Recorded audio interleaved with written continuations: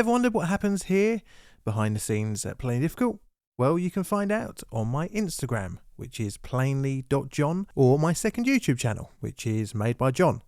Now, without further ado, let's get on to this week's video. It is just before lunch on Wednesday the 10th of October 2012, and a crane is lifting a concrete beam in a car park building site in Miami, Florida. Just as the beam reaches the 6th floor, the northeast portion of the garage suddenly collapses. The event became yet another chapter in building blunders involving concrete in the state. My name is John, and welcome to Plainly Difficult. And today, we're looking at the Miami-Dade car park collapse.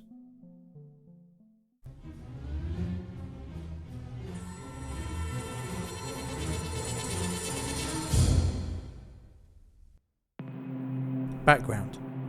Well, in case you're thinking this is a re-upload, it's not. There are far too many for comfort building collapses in the state of Florida. Concrete and Florida seem to go together like radioisotopes and scrap merchants. We are back once again to the sunny state of Florida and what feels like Groundhog Day, a concrete building collapse. But not only just a collapse, it is a collapse to do with a college, which rings deja vu for the Florida International University incident. And not only that, but this event is not the only concrete structure collapse at this college in particular. Our story starts just over a year before the collapse in July 2011. With the signing of a contract for a new multi-storey car park at Miami-Dade College. The Board of Trustees had awarded a guaranteed maximum price design-build contract to Ajax Building Corporation. The project had a price of $25 million. It was planned to be a 6-storey precast concrete structure with precast columns, beams, double T's and wall panels. The contract with Ajax Building Corporation would have 2 parts, the first being the design and architectural services, in which the company would undertake all the relevant building and site surveys. The second part would be the demolition of an already standing warehouse and the actual construction of the new multi-storey parking garage.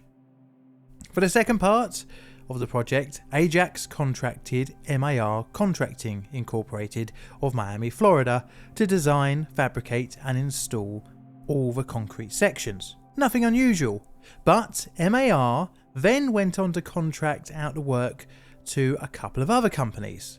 Coreslab Structures Miami Incorporated for the design and fabrication of the concrete, but they too also subcontracted some of the work, in this case for design, to the consulting engineering group. Coreslab would still do the fabrication, however. For installation, MAR subbed out the work for erection to Solo Erectors, and for the final grout and wash, Florida Lemark Corporation of Doral would be used. I'm not going to lie, this is a little bit confusing to say the least. Well, regardless of the rather complex contracting arrangements, let's look at the design of this shiny new car park. Okay, well, I know multi-storey parking lots are hardly the most exciting of buildings, but they are very important nonetheless. The garage was to make use of precast beams footed on on-site cast bases with integral corbels for supporting the floors. The footings would be 5 foot deep and attached to the columns via bolts. The floors would consist of double T's running north-south, supported by either a single T or a spandrel precast member, running east to west. The inverted and double T's were welded together, along with the spandrel beams, and the inverted T's were then welded to the columns. These columns were in 2 sizes, 24 and 42 inches wide, the larger being in the middle of the building below the 2nd storey. The columns did have reinforcement, but only made of mild steel. Each level's column was cast as 2 separate pieces, which during construction would be bolted together. However, this left a 2-inch gap, which then had to be filled with a high strength grout. The lateral load resistance system employed at the car park was precast shear walls. Part of the load calculations involved predicted wind conditions for the area. But the construction, although not glamorous and on the face of it a simple project, I know it really wasn't, the car park construction was not without its, shall we say, incidents.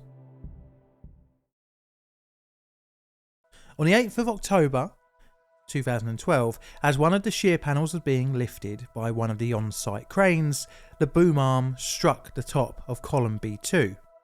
The Cores Lab engineer inspected the column from the ground and, not seeing any obvious damage, allowed construction to continue. Although no apparent damage to the column could be seen, the boom arm had a pretty substantial dent in it. Now, I know you can't really inspect it properly from the ground, but regardless, no X-ray of the column or even up-close viewing was undertaken.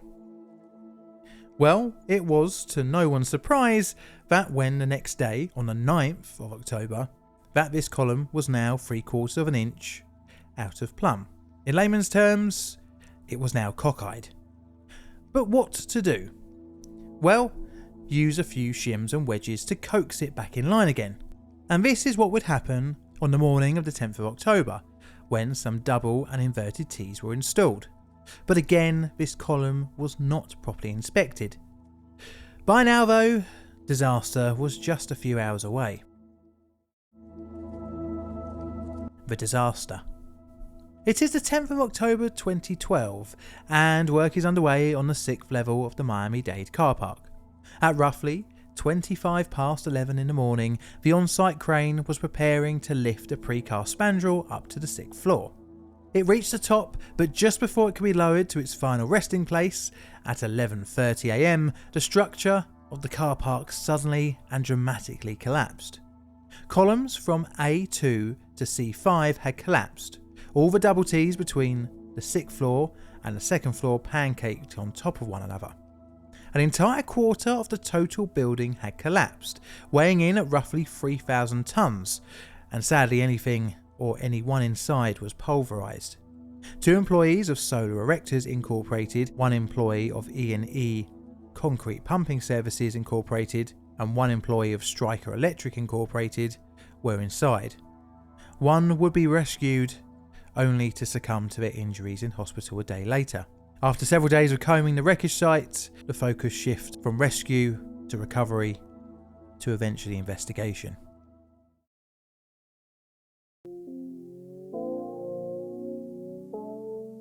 The investigation.